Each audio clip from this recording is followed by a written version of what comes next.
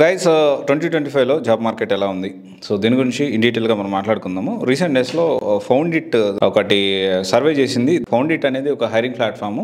So దీనికి సంబంధించి ఒక సర్వే అనేది వచ్చింది. దానికి సంబంధించి హైదరాబాద్లో ఎన్ని ఉద్యోగాలు పెరగబోతూ ఉన్నాయి అండ్ 15% గ్రోత్ ఇన్ హైరింగ్, అంటే 15% గ్రోత్ అయితే ఉంది.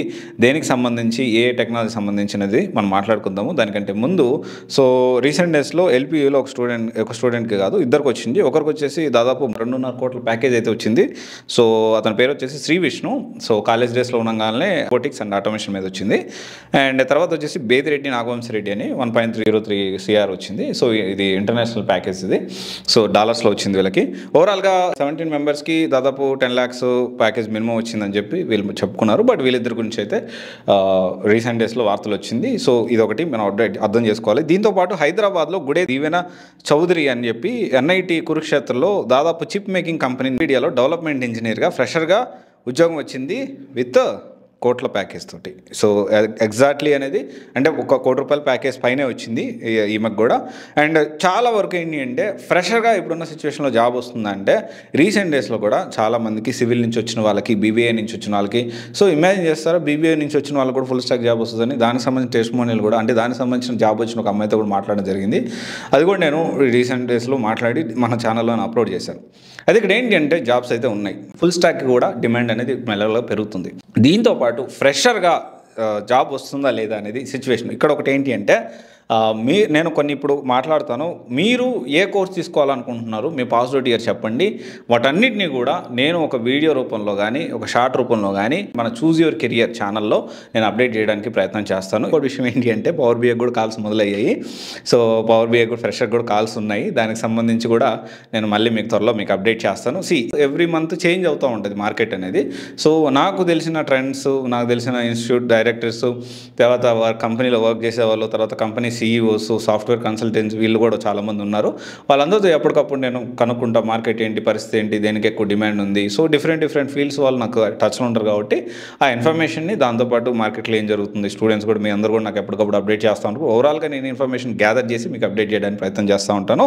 అయితే ఇక్కడ చూసుకుంటే వెబ్ డెవలప్మెంట్, సో ఫ్రెషర్స్కి ఈ కోర్స్ అయితే కొంచెం బెటర్గా ఉన్నాయి. ఒకసారి ఆలోచించండి, నోట్ చేసుకోండి.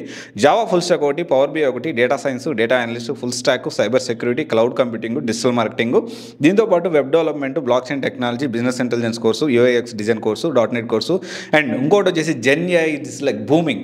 జనరేటివ్ AI అనేది మాత్రం మంచి భూమిలో నడుస్తుంది. ఇన్ఫ్యాక్ట్ చాలా తక్కువ మంది ఉన్నారు.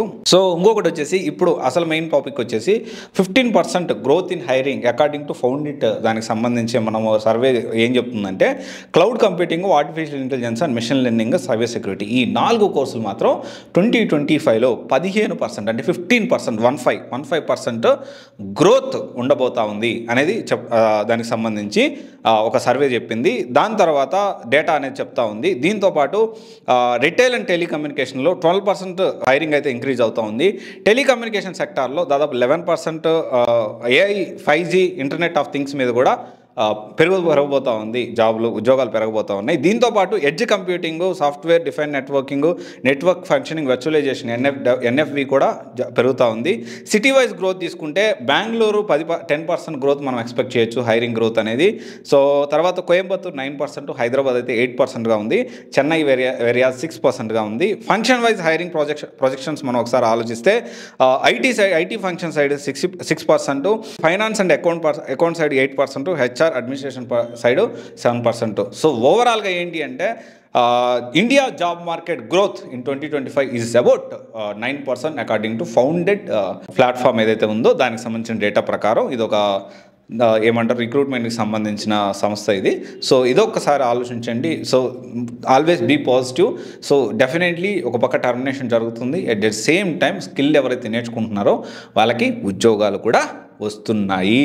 ఇది రియల్ డేటా, అర్థం చేసుకోండి. డోంట్ బి అంటే అక్కడ వాళ్ళకి ఉద్యోగాలు రావట్లేదు, వీళ్ళకి ఉద్యోగాలు రావట్లేదు.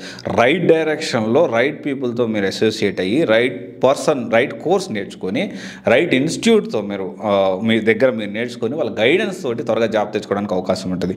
If we are not having money, so ఆ కోర్స్ తీసుకోవడానికి మనీ లేకపోతే మిమ్మల్ని మీరు ప్రిపేర్ చేసుకోండి.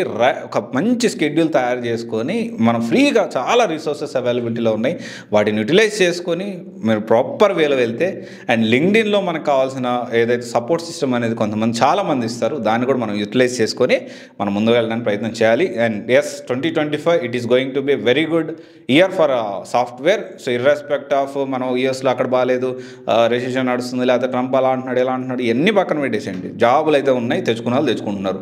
మనం అందుకనే ఎల్పీలో 2.5 కోట్ల ప్యాకేజ్ వచ్చింది ఎన్విడియాలో. దమ్మున్నాడు సరిగ్గా ఎంతైనా కెపాసిటీని బట్టి వాళ్ళ లక్ని బట్టి మనకు వచ్చే ప్యాకేజ్ వస్తూనే ఉంటుంది. చేతగాని వాళ్ళే ఊరికి 6 ఉద్యోగాలు 7 ఉద్యోగాలు మాట్లాడతారు. సో మీకు దమ్ముందా, బాగా కష్టపడండి, ఖచ్చితంగా జాబ్ వస్తుంది. Thank you.